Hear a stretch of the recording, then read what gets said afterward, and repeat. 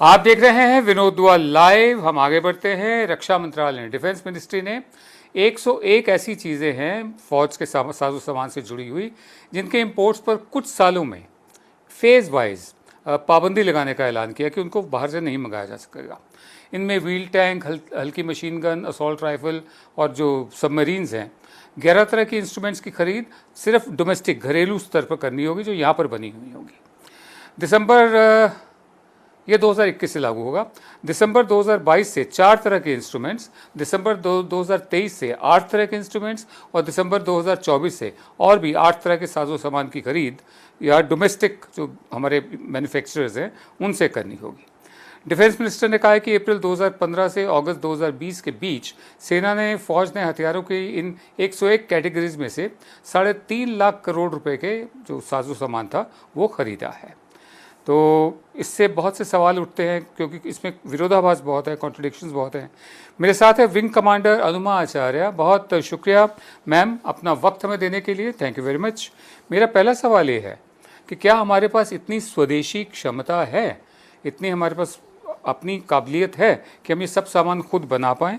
और दूसरी बात, अगर कंपोनेंट्स इंपोर्ट करके असेंबल किया जाएगा तो हम आत्मनिर्भर कैसे बनेंगे? दो बातें हैं, बड़ी इंपॉर्टेंट बातें, आप क्या कहेंगी?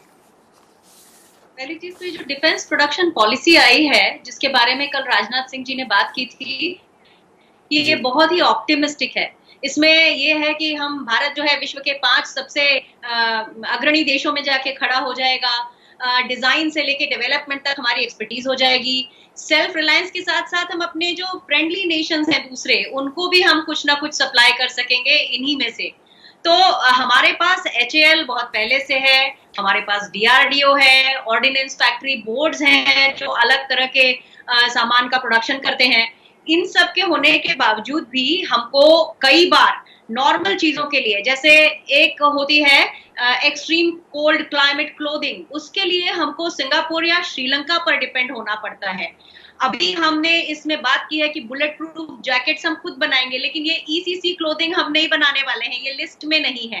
तो मुझे ऐसे लगता है कि ये जो पॉलिसी बनाई गई है बहुत ऑप्टिमिस्टिक है, पर इसका यथार्थ से थोड़ा ताल्लुक कम है। इसमें जार्गन्स बहुत है, एफिशिएंसी से, एक्सपर्टीज से लेकर रिवॉर्ड्स तक हर चीज कवर की गई है, लेकिन वो किस तरह से इम्प्लीमेंट होगी उसके ऊपर ही सब कुछ निर्भर करेगा।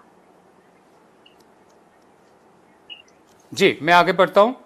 भारत मिलिट्री इक्विपमेंट के लिए कोल्ड वॉर के दौरान सबसे ज़्यादा सोवियत रशिया पर निर्भर था, लेकिन अब अमेरिकी साजो सामान भी अपनी खरीद में ले रहा है। और ये अब यहाँ पर कॉन्ट्रडिक्शन आ रही है।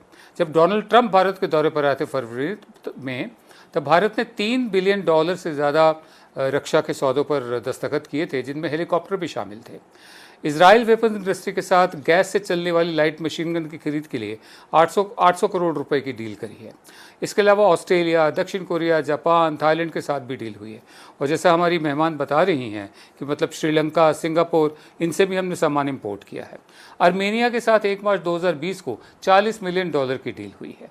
और मई में सरकार ने ऐलान किया था कि जो ग्लोबल कंपनीज हैं वो हमारे देश के मैन्युफैक्चरिंग यूनिट्स में 74% तक इन्वेस्टमेंट कर सकती हैं, ठीक है ना।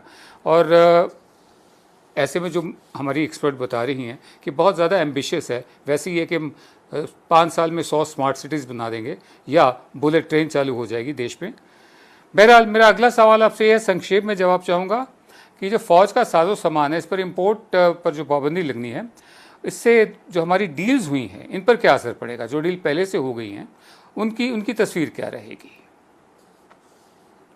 मुझे लगता है हम ऐसी एक इन्वेंट्री जनरेट कर लेंगे जिसमें हम बीच के रह जाएंगे, क्योंकि यहाँ हमारी जो जिस तरह की एफिशिएंसी अब तक रही है HAL की या DRDO की या ऑर्डिनेंस फैक्ट्री बोर्ड्स की, हम उसमें पूरा सामान एक तो यूटिलाइज करने के योग्य भी नहीं होता, कई बार वो अपने टेस्टिंग में रुक जाता है।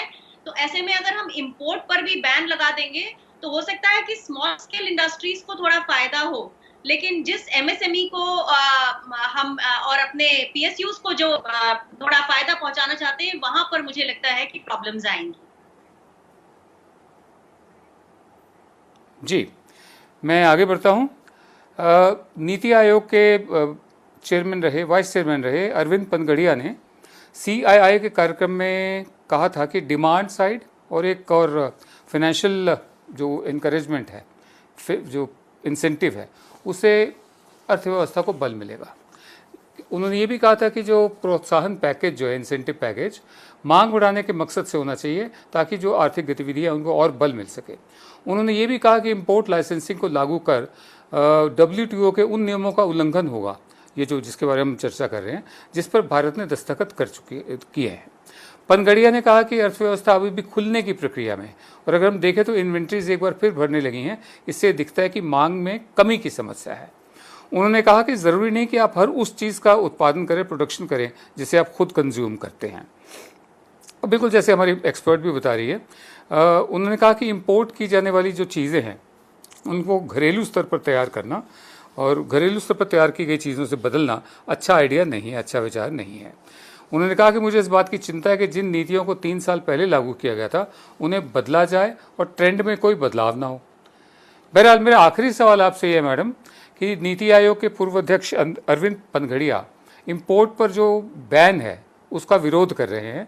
इस विरोध या आपत्ति को आप कैसे देखती हैं? देखिए, जो हम हमेशा मेक एंड बाय डिसीजन लेते हैं, अगर हमें किसी चीज को बनाने में हमें फायदा हो रहा है तभी हमें उसे बनाना चाहिए। अगर हमको दूसरे देश से वो सस्ती मिल रही है तो हमें उसे ले लेना चाहिए। बड़ी सीधी सी बात है।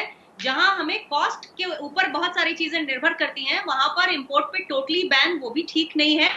और जो चीजें हम खरीद सकते हैं, क्योंकि एक तो रिडंडेंसी भी होती है कि अगर हमने कोई चीज यहाँ बनाई और तब तक टेक्नोलॉजी चेंज हो गई या हमारा जो एंड प्रोडक्ट है उसमें हमको कोई एनहांसमेंट चाहिए, पर हमें वो चीज दोबारा हम अपनी इंडस्ट्री में उतने जल्दी कैसे कर पाएंगे। तो इसलिए बेहतर है कि जो सबसे बढ़िया प्रोडक्ट बाहर मौजूद है और जिसमें कॉस्ट भी कम लग रही है उसे हमें ले लेना चाहिए।